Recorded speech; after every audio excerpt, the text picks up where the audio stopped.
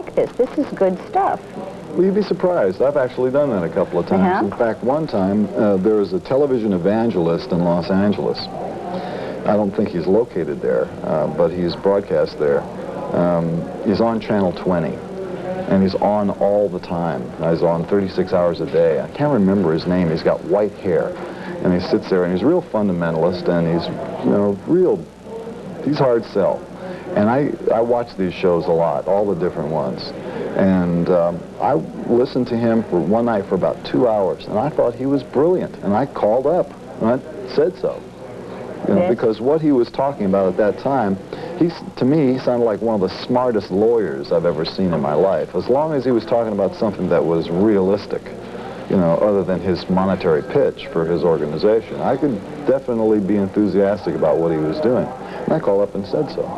But see, most people don't do that. Yeah, but they should. If you see something that you like, you should push it. You should, let the people who have invested the money in the phenomenon know that their money was well spent, so they'll keep spending it on that and not shift the money to some other project. Mm-hmm. What makes you really angry? The thing that makes me really angry is the exaltation of ignorance. That really makes me mad. Mm-hmm. I was telling another person a little while ago that people have thought that hydrogen was the basic building block of the universe because it's so prevalent. But I believe that the basic building block of the universe is stupidity. Now, stupidity has a lot of charm to it, but ignorance doesn't. Isn't ignorance bliss? No, I wouldn't say so. Never having been truly ignorant, I couldn't tell you about really a know. blissful state like that. And I've observed a lot of other people who are ignorant. And I wouldn't say that they were in a state of bliss either. They were okay. They were having a good time. I wouldn't call it bliss. Why does it make you angry, and what can you do about that anger? How can you change it? Well, I can't change it, but that doesn't keep me from being angry about it. Mm-hmm. And in what ways are people ignorant, and how should they change? Remember, I said the thing that makes me mad is the exaltation of ignorance. Yes, I understand when you that. celebrate ignorance, and make that the national standard. How is it celebrated? It's celebrated in all records that achieve massive airplay on the radio, all television sitcoms, most films, and most commercials. And also in schools. How in schools? Schools train people to be ignorant with style.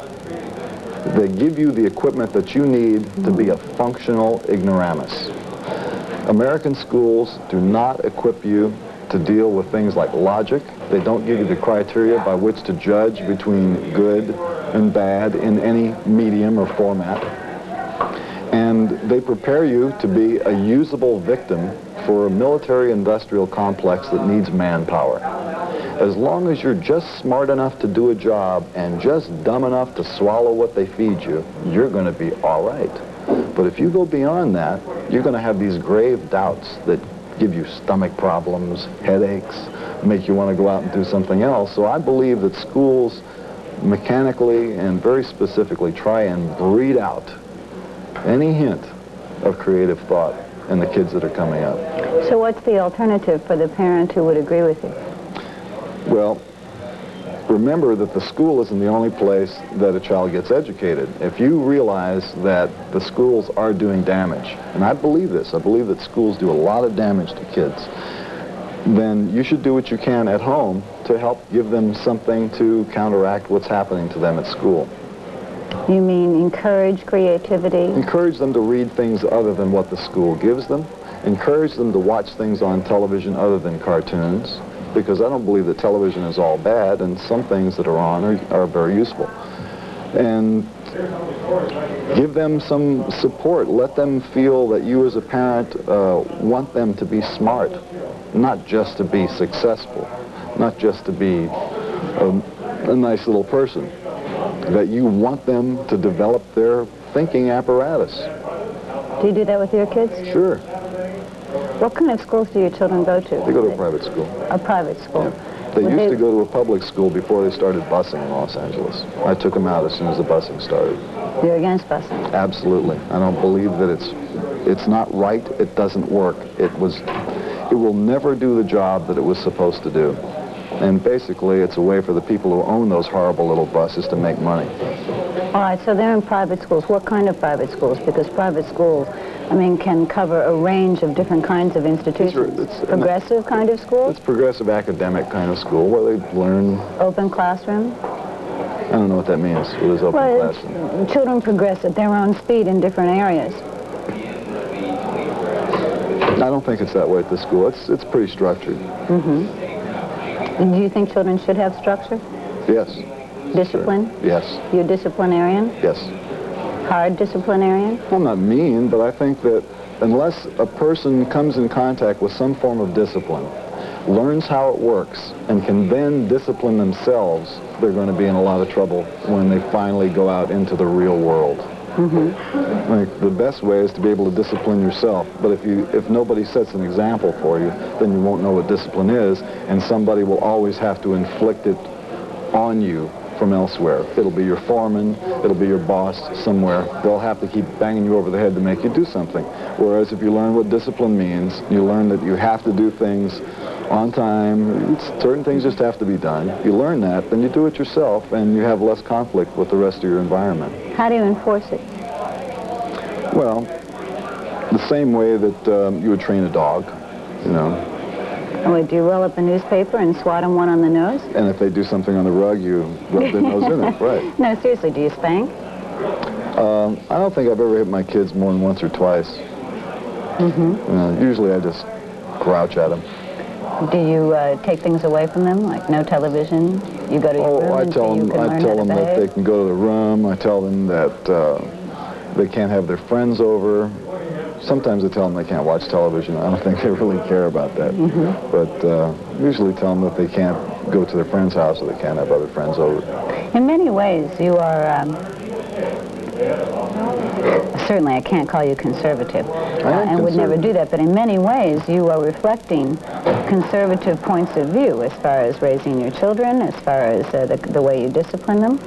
I want to find out how you... There's nothing wrong with that, though. I mean, right. You know, like, just because I'm in the rock and roll industry, okay? Right. I have certain views that I think are traditional, whether you call them conservative or whatever. That's just the way Traditional, yes. Yeah, that would that's the way be I feel about it. Today, conservative has turned into a really disgusting word because all the different kinds of people who claim to be conservative aren't really. They're fanatic. They're not conservative. They're fanatic. Let me stop you right there because I know that this is something you feel very strongly about also. So let's continue that thought. But we'll break away for a commercial first and we'll come right back to where we left off. Okay. All right? Stay with us. We'll be right back with the rest of the conversation.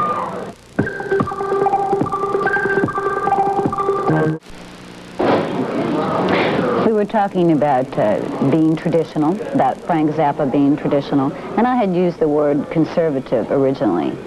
Pick up on the conversation, your feeling about the word conservative and how the definition of it has changed or what it means now as compared to what it meant when you were a kid growing up. Well, I didn't pay any attention to the word when I was a kid growing up. I mean, I was interested in gunpowder and stuff, you know. But certainly not real conservative, or maybe it is. Well, gunpowder's pretty conservative these days. The way the word is being used today is real wrong because most of the people who are screaming that they're conservative are really just fanatics.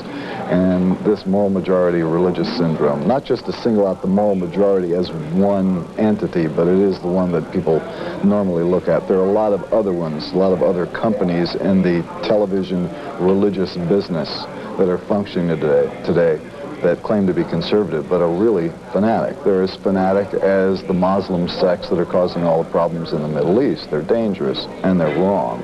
But in this country, now see, that's your opinion, all right? And you have stated it. That's right. Okay. You have the freedom in this country to state your opinion. Mm-hmm. But... And I hope I continue to have that freedom, and that's why I would not like to see them continue in the direction that they're going. But you take away their freedom. I'm not taking away their freedom. I'm saying that they are wrong in what they are desiring to do. When they say that, the only way that you can be a righteous person is to do it by their book.